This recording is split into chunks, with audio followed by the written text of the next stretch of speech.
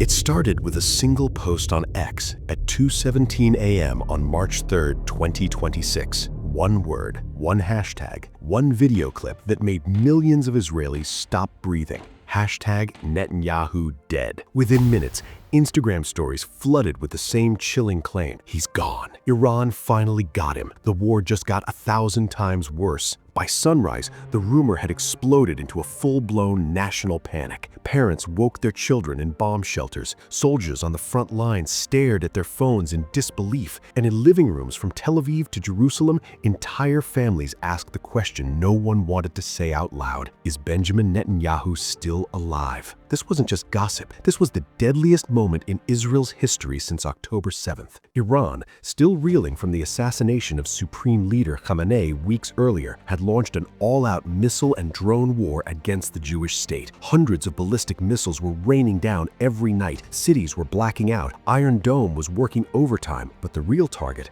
intelligence officials later revealed, was one man, the longest-serving prime minister in Israel's history, the man Iran had sworn to eliminate for decades. Mossad had been watching for months. Deep inside Iran, their agents had intercepted encrypted messages. Iranian Revolutionary Guard commanders were openly celebrating in coded chats. The Zionist head will fall this month. Plans were drawn up for precision missile strikes aimed at Netanyahu's known safe houses and motorcade routes. Even worse, a sophisticated disinformation campaign was already in motion. Fake videos, planted leaks, AI-generated images of his body being pulled from rubble. The goal was simple: kill the man or kill the nation's will to fight. Either way, Israel would break. But Mossad got there first. They uncovered the plots, they warned the inner circle, and for a few terrifying days, Benjamin Netanyahu vanished from public view. No speeches, no briefings, no late-night addresses to the nation, just silence. And in that silence, fear grew like wildfire.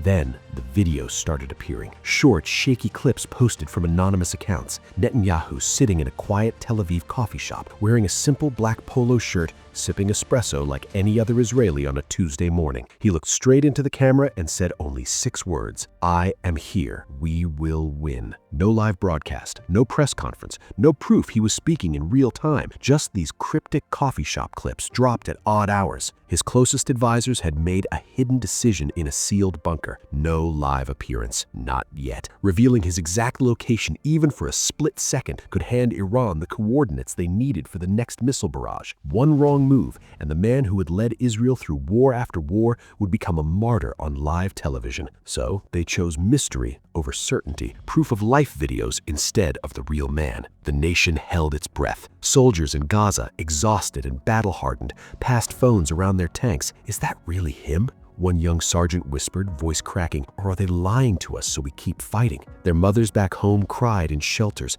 clutching old photos of Bibi from the 90s, the strong leader who had promised their sons would come home safe. Holocaust survivors who had escaped to Israel as children now sat in darkened apartments, reliving the terror of wondering if their protector was gone. Teenagers who had grown up calling him King Bibi stared at their screens in tears, asking strangers on the street, "Do you think he's really alive?" The disinformation machine went into overdrive. Iranian state media played the coffee shop videos on loop, slowing them down, zooming in, claiming they were deepfakes. See the shadow? See the lighting? He died 3 days ago. Pro-Iran accounts on X and Instagram flooded the internet with edited images of Netanyahu's funeral. Hashtags like Bibi is gone and hashtag Israel without Netanyahu trended worldwide. Stock markets in Tel Aviv plunged. Reservists hesitated at call-up centers.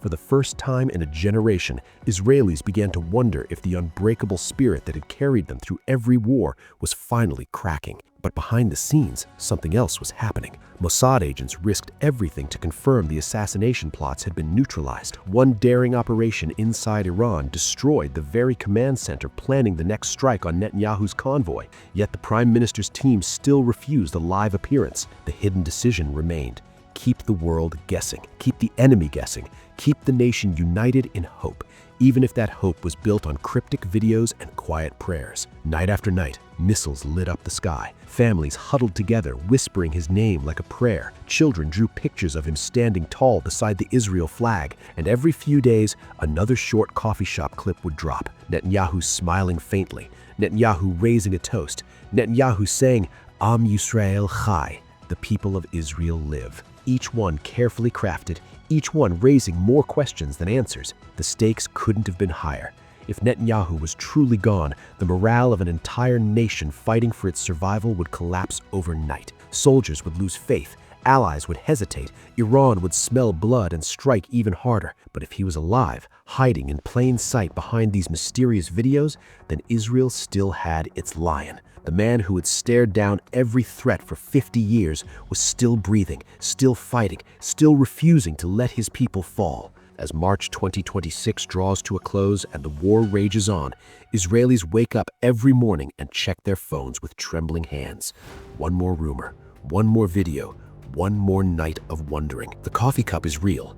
The man holding it might be too, but in the smoke and fire of the most dangerous war Israel has ever faced, one question still burns hotter than any missile. Is Benjamin Netanyahu truly alive, and can the Jewish state survive long enough to find out?